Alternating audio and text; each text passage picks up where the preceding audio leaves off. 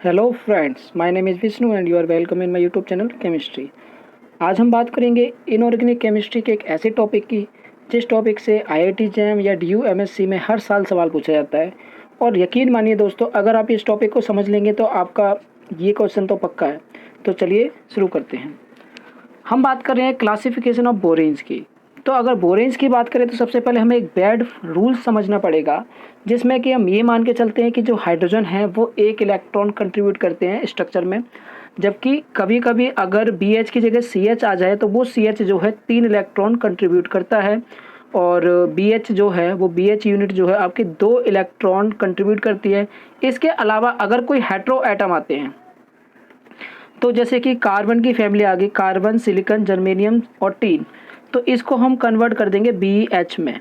किस में कन्वर्ट करेंगे? BH में। इसके अलावा नाइट्रोजन, फास्फोरस, आर्सेनिक, इसको हम कन्वर्ट करेंगे BH2 में, राइट। इसको हम कन्वर्ट करेंगे BH2 में, तो ये BH2 में कन्वर्ट कर देंगे। और इसके अलावा जो सल्फर और सेलेनियम है उनको हम करेंगे BH3 में, तो ताकि ईजी होगा हमारे लिए नोमेनक्लेचर करना। तो आपको ये समझ में आया। इसके बाद हम चलते हैं डायरेक्ट क्लासिफिकेशन ऑफ बोरेन। ये वेट फॉर्मूला है। अगर हम बात करते हैं स्ट्रक्चर की, तो जब हम बात करते हैं क्लोजो स्ट्रक्चर की, तो क्लोजो का जो जनरल फॉर्मूला आएगा वो आएगा BmHm+2, मतलब 2 हाइड्रोजन एक्स्ट्रा आएंगे। जैसे एग्जांपल है B6H8 या B8H10 या B10H12, यानी कि इसमें 2 हाइड्रोजन एक्स्ट्रा होंगे। या अगर नंबर ऑफ हाइड्रोजन और नंबर ऑफ बोरॉन सेम हो तो नेगेटिव चार्ज आएगा 2-, तो ये स्ट्रक्चर आपका कहलाएगा क्लोजो। अगर हम बात करें नीडो स्ट्रक्चर की, तो नीडो की अगर हम बात करें तो जो नीडो स्ट्रक्चर है डेट विल बी, उसका फॉर्मूला होगा BmHm+4, यानी कि इसमें 4 हाइड्रोजन एक्स्ट्रा होंगे। जिस तरीके से हम देख सकते हैं B5H9, यानी कि यहाँ पे 4 हाइड्रोजन एक्स्ट्रा है। अगर 4 हाइड्रोजन एक्स्ट्रा नहीं होंगे तो 4 नेगेटिव 4 नेगेटिव चार्ज जो है वो एक्स्ट्रा होगा। यानी कि अगर हमारे पास बोरॉन और हाइड्रोजन सेम है तो हम क्या करेंगे, हम चार्ज को देखेंगे। अगर चार्ज हमारा 4 नेगेटिव है तो उस स्ट्रक्चर का नाम होगा नीडो। इसके बाद हम बात करते हैं एरकेनो। एरकेनो की बात करें तो इसमें नंबर ऑफ हाइड्रोजन जो है वो 6 ज़्यादा होंगे। जैसे B5H11, तो या तो इसमें 6 हाइड्रोजन एक्स्ट्रा होंगे या इसके पास 6 नेगेटिव चार्ज होगा। अगर हम बात करें नंबर ऑफ हाइड्रोजन और नंबर ऑफ बोरॉन की डिजिट सेम हो, तो अगर उनकी जो संख्या वो सेम है तो हम देखेंगे चार्ज कितना है। अगर चार्ज 6 ज़्यादा है, 6 नेगेटिव ज़्यादा है, तो उसको कहेंगे एरकेनो। इसके बाद आता है हाइफो। हाइफो में हम देखेंगे नंबर ऑफ जो हाइड्रोजन है वो 8 ज़्यादा आएंगे, राइट, या 8 नेगेटिव चार्ज भी हो सकता है। एग्जांपल है B8H16, 8 हाइड्रोजन और 16, 8 बोरॉन और 16 हाइड्रोजन, यानी 8 एक्स्ट्रा हाइड्रोजन होंगे। इसके अलावा एक क्लैडो स्ट्रक्चर भी आता है। क्लैडो में 10 हाइड्रोजन ज़्यादा होंगे। हालांकि ये रेयर स्ट्रक्चर होता है, लेकिन फिर भी इसमें 10 हाइड्रोजन एक्स्ट्रा होंगे। तो आइए अब बात करते हैं नोमेनक्लेचर की। अगर हम बात करें, एक एग्जांपल लेते हैं B10H4।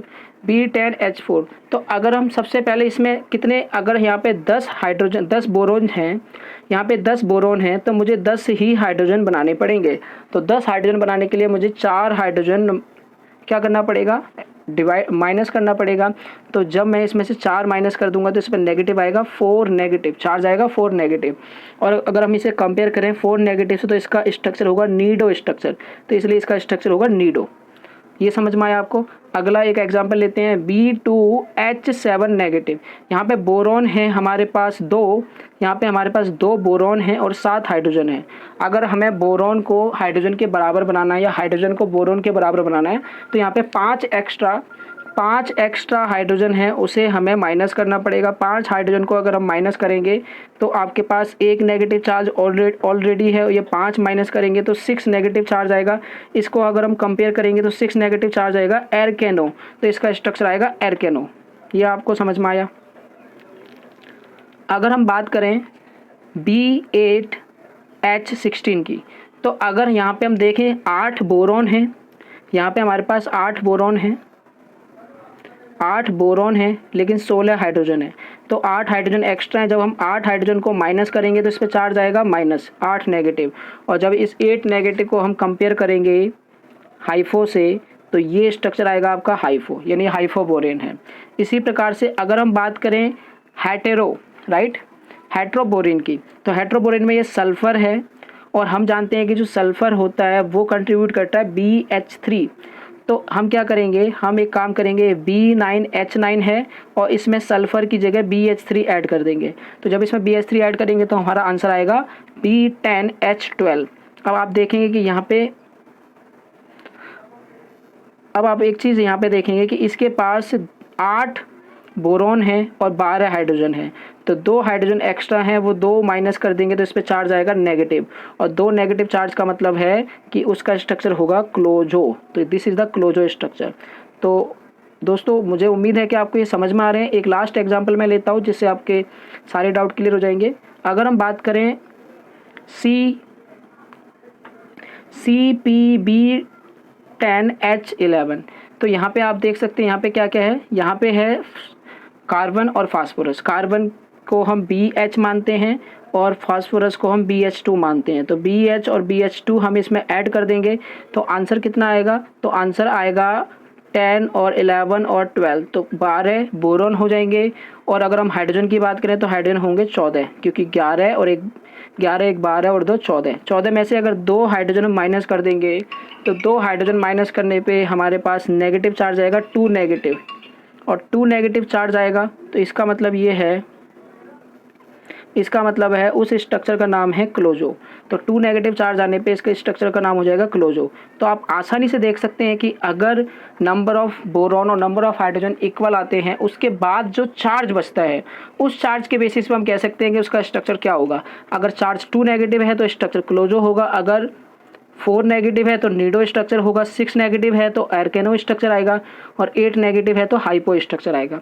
दोस्तों इस साल DU-MSc एंट्रेंस 2020 में भी आपका एक बोरॉन के स्ट्रक्चर के ऊपर एक फॉर्मूला, एक सवाल आया था। इसी तरीके से IIT JAM 2020 में भी इसी प्रकार का सवाल आया है।